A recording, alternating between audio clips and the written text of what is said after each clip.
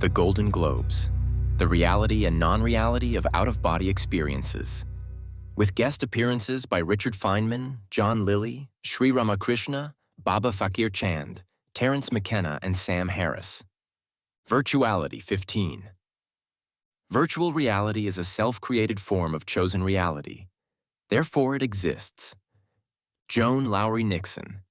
Richard Feynman is well known and well regarded for his contributions to quantum electrodynamics, QED, for which he won a Nobel Prize in Physics in 1965, along with Shinichiro Tominaga and Julian Schwinger. But what may come as a surprise to those not conversant with his life and work is that Richard Feynman was also deeply interested in out-of-body experiences and became adept at it after becoming acquainted with John Lilly, a pioneer in the field of dolphin research who had developed sensory deprivation tanks in the 1950s. Despite becoming friends, Feynman and Lilly parted company with each other over how best to interpret inner experiences while out of the body. Feynman argued that all such phenomena were hallucinatory in nature, whereas Lilly felt that they revealed something far beyond the rational mind and the restrictive limits of empirical science. Richard Feynman recalls how he first met John Lilly. I used to give a lecture every Wednesday over at the Hughes Aircraft Company, and one day I got there a little ahead of time and was flirting around with the receptionist as usual when about half a dozen people came in, a man, a woman, and a few others. I had never seen them before. The man said, "Is this where Professor Feynman is giving some lectures?" "This is the place," the receptionist replied. The man asks if his group can come to the lectures. "I don't think you'd like 'em much," I say. "They're kind of technical." Pretty soon the woman, who was rather clever, figured it out. "I bet you're Professor Feynman." It turned out the man was John Lilly, who had earlier done some work with dolphins. He and his wife were doing some research into sense deprivation and had built some tanks. "Isn't it true that you're supposed to get hallucinations under those circumstances?" I asked excitedly. "That is true indeed." I had always had this fascination with the images from dreams and other images that come to the mind that haven't got a direct sensory source and how it works in the head, and I wanted to see hallucinations. I had once thought to take drugs, but I got kind of scared of that. I love to think, and I don't want to screw up the machine. But it seemed to me that just lying around in a sense deprivation tank had no physiological danger, so I was very anxious to try it. I quickly accepted the Lilly's invitation to use the tanks, a very kind invitation on their part, and they came to listen to the lecture with their group. While Feynman took up Lilly's offer, he resisted the mystical overlay that surrounded the deprivation tank hoopla, calling such mystic hokey-poke, wick-wack things, and, most curiously, all kinds of gorp. Yet, Feynman found his experiences deeply fascinating and enriching, despite his skeptical interpretations. With repeated sessions in the saltwater tank, he became adept at leaving his body and experiencing all sorts of intriguing phenomena. As Feynman recounts, "I had many types of out-of-the-body experiences. One time, for example, I could see the back of my head, with my hands resting against it. When I moved my fingers, I saw them move. But between the fingers and the thumb, I saw the blue sky. Of course, that wasn't right. It was a hallucination. But the point is that as I moved my fingers, their movement was exactly consistent with the motion that I was imagining that I was seeing. The entire imagery would appear and be consistent with what you feel and are doing, much like when you slowly wake up in the morning and are touching something, and you don't know what it is. And suddenly it becomes clear what it is. So the entire imagery would suddenly appear, except it's unusual, in the sense that you usually would imagine the ego to be located in front of the back of the head, but instead you have it behind the back of the head. Throughout it all, Feynman remains the scientific skeptic, even as he becomes increasingly disoriented by what occurs while experiencing an OBE. He also continually attempts to differentiate what is happening from mere dreaming. Feynman elaborates, "One of the things that perpetually bothered me psychologically while I was having a hallucination was that I might have fallen asleep and would therefore be only dreaming. I had already had some experience with dreams, and I wanted a new experience. It was kind of dopey because when you're having hallucinations and things like that, you're not very sharp, so you do these dumb things that you set your mind to do, such as checking that you're not dreaming. So I perpetually was checking that I wasn't dreaming by. since my hands were often behind my head, rubbing my thumbs together back and forth, feeling them. Of course, I could have been dreaming that, but I wasn't. I knew it was real. After the very beginning, when the excitement of having a hallucination made them jump out or stop happening, I was able to relax and have long hallucinations. Notice that Feynman never actually believes that his experiences are anything more than fantastic, even if extraordinarily lucid hallucinations, a word he uses repeatedly when describing his exteriorizations. Because of this dismissive attitude, Lilly reprimanded Feynman in a letter and accused him of being non-scientific. As I wrote in The Neural Paradox, interestingly, when John Lilly had mystical experiences of what he perceived as otherworldly beings in his sensory deprivation tank, after taking mind-altering drugs such as ketamine, he argued strongly for their ontological objectivity. Whereas Richard Feynman, the Nobel Prize winner in physics for his work on quantum electrodynamics, who had similar experiences as Lilly, they were friends, labeled his out-of-body excursions as hallucinations. Feynman's categorical dismissal miffed Lilly, who then criticized him in a personal letter with the terse rebuttal, "You stopped being a scientist the instant you said that word, hallucination." Feynman countered Lilly's assertion by pointing out that whatever out-of-body experiences he was having, and Feynman recalls becoming very good at, didn't correlate to the outside world, even when undergoing the dissociation he thought they did. It was for this reason that he tried to convince Lilly that the imagination that things are real does not represent true reality. If you see golden globes or something several times, and they talk to you during your hallucination and tell you they are another intelligence, it doesn't mean they're another intelligence. It just means that you have had this particular hallucination. I believe there's nothing in hallucinations that has anything to do with anything external to the internal psychological state of the person who's got the hallucination. Feynman's critique of Lilly as outlined above can be codified in just one of his sentences when he writes, "If you see golden globes or something several times, and they talk to you during your hallucination and tell you they are another intelligence, it doesn't mean they're another intelligence. It just means that you have had this particular hallucination." Feynman's skepticism may cause disbelieving cackles among those who believe that what is experienced while having an OBE is something more than phantasmagoria.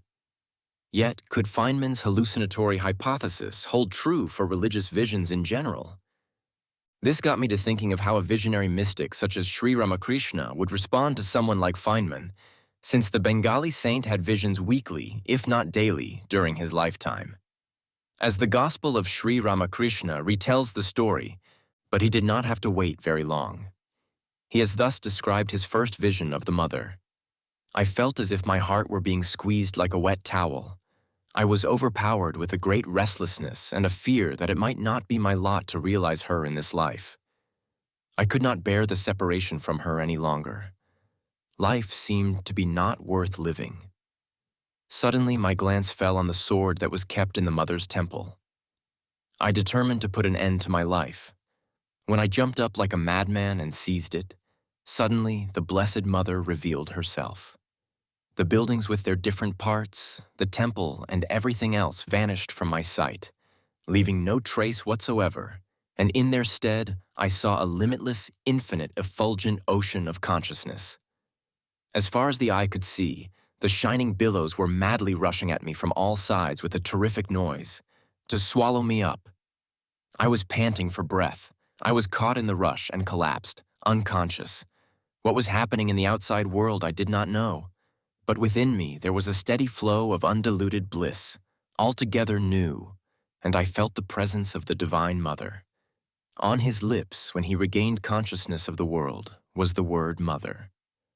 Would the latest findings in neuroscience disabuse Ramakrishna of spiritual ecstasies, since manifestations of Kali, the Divine Mother, were actually the result of his undiagnosed temporal lobe epilepsy and not divine revelations as he so ardently believed? Or is such undiagnosed medical reductionism going too far? It is one of those curious coincidences that prop up now and then when studying the lives of great men and women that the year Sri Ramakrishna died, 1886, is the same year that another intense visionary in India, Baba Fakir Chand, was born. While Ramakrishna died when he was only 50 years old, Fakir lived until he was 95. Yet what they both had in common was the remarkable ability to have spiritual visions almost at will. The fundamental difference, however, is that Fakir came to believe that all such experiences were projections of his own mind and were in themselves illusory. He, like Feynman, didn't think such images were real. As Fakir explains in his revealing book, The Secret of Secrets, "My form manifests in America, Africa, and in different parts of India, but I remain ignorant about it. Even I remain unaware of the persons who meditate on my form. I have removed this mask of fancy, whereas some other gurus and religious heads take undue advantage of this myth from their ignorant followers. I do not blame the religious heads and these gurus, because the followers too feel flattered by this loot, and they do not want to get rid of this illusion. Researchers such as John Lilly and Terence McKenna have long argued that dismissing inner experiences, whether by ingesting psychedelics or by meditation, as mere hallucinations, misses the larger issue and prematurely downplays their potential significance. As McKenna argues, all these themes are woven around DMT, possibly because DMT creates a microcosm of this very shift of epochs in the experience of a single individual. It seems to lift the perceiving mind out of the confines of ordinary space and time and give a glimpse of the largest frame of being possible. When Plato remarked that time is the moving image of eternity, he made a statement every voyage into the DMT space reinforces. Like the shift of epoch called the apocalypse and anticipated by religious hysterics, DMT seems to illuminate the regions beyond death. And what is the dimension beyond life as illuminated by DMT? If we can trust our own perceptions, then it is a place in which thrives an ecology of souls whose stuff of being is more syntactical than material. It seems to be a nearby realm inhabited by eternal elfin intellectuals made entirely of information and joyous self-expression.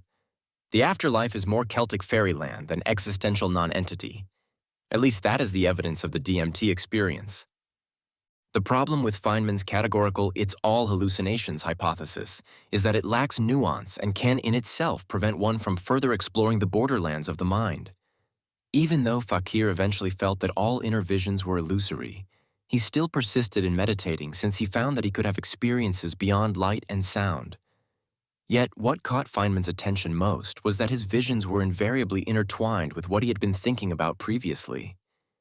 He also argued that we shouldn't confuse our imaginary voyages with reality. Apparently in his discussions with Lilly, he didn't persuade him to his side, try as he might.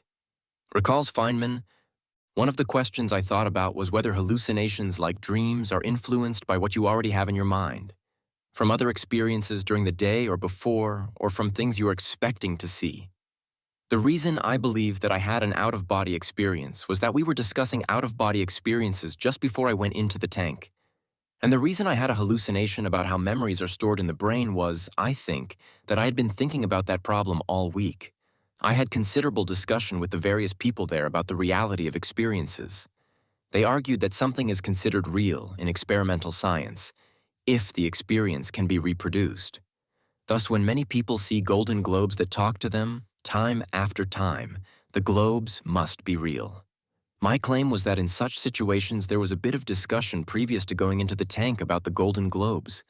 So when the person hallucinating, with his mind already thinking about golden globes when he went into the tank, sees some approximation of the globes, maybe they're blue or something, he thinks he's reproducing the experience."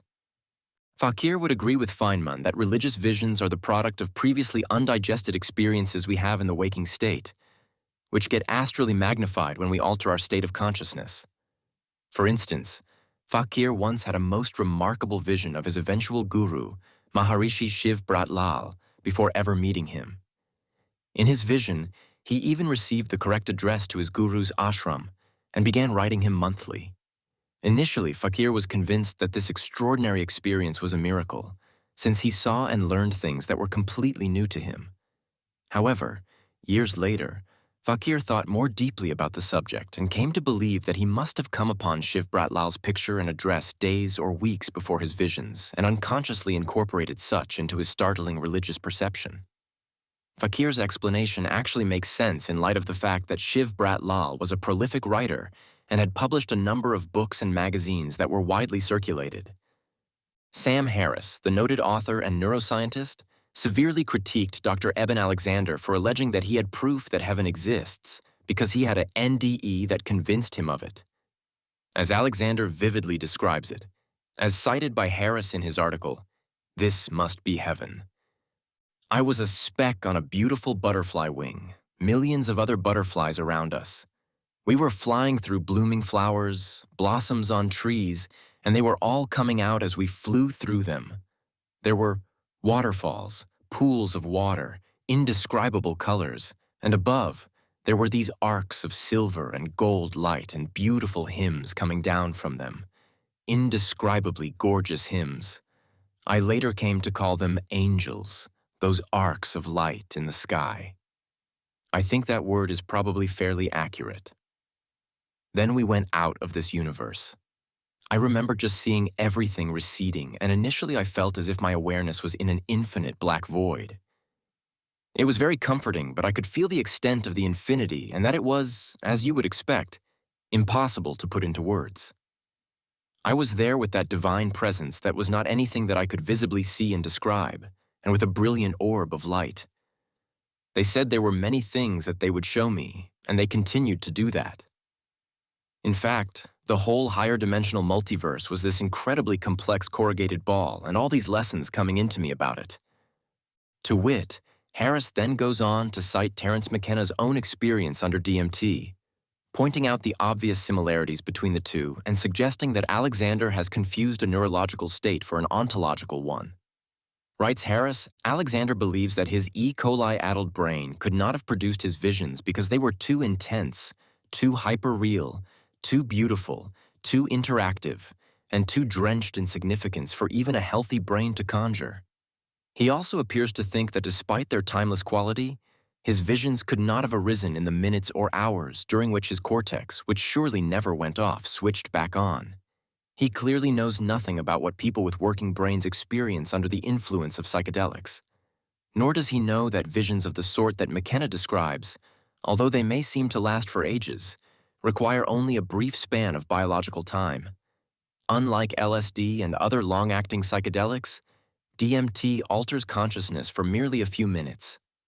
Alexander would have had more than enough time to experience a visionary ecstasy as he was coming out of his coma, whether his cortex was rebooting or not. Does Alexander know that DMT already exists in the brain as a neurotransmitter? Did his brain experience a surge of DMT release during his coma? This is pure speculation, of course, but it is a far more credible hypothesis than that his cortex shut down, freeing his soul to travel to another dimension. As one of his correspondents has already informed him, similar experiences can be had with ketamine, which is a surgical anesthetic that is occasionally used to protect a traumatized brain. There is no denying that humans have the capacity for extraordinary states of consciousness, regardless of how they are generated, but the contentious issue is a perennial one. How best to interpret them? Even though I tend to align myself with a more skeptical attitude to all such inner phenomena, sometimes the reductionistic approach can border on the inane, as what happened when Carl Sagan in Broca's brain tried to reduce near-death experiences to vague birth memories of one's obstetrician, apparently forgetting in the process that those undergoing cesarean birth report the same kind of NDEs as those born vaginally. Yes, intertheoretic reductionism can on occasion go too far and end up providing us with less, not more information about a significant event. While I applaud Feynman's skepticism, he was willing to do the experiment and willing to listen to contrarian ideas, lumping each and every OBE as a hallucination, even if somewhat accurate, can be misleading, especially since much valuable data can be garnered within such states about how consciousness works when deprived of incoming stimuli from the five senses.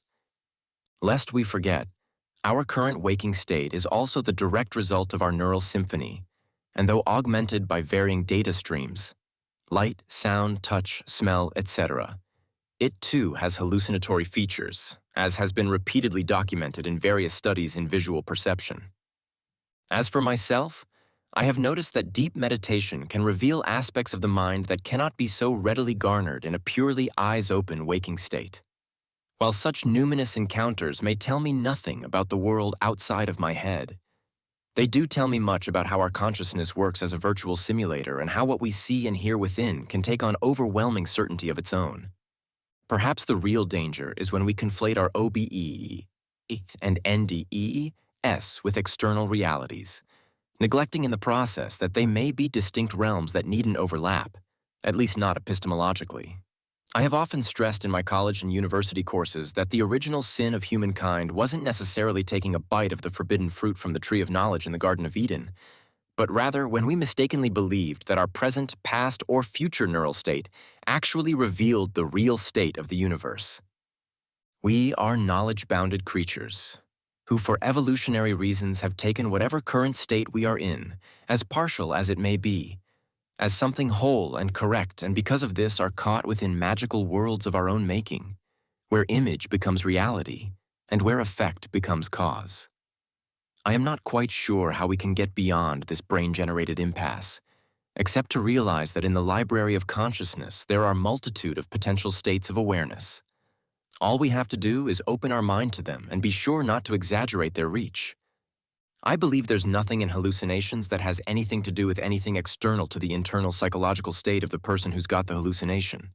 But there are nevertheless a lot of experiences by a lot of people who believe there's reality in hallucinations. Richard Feynman.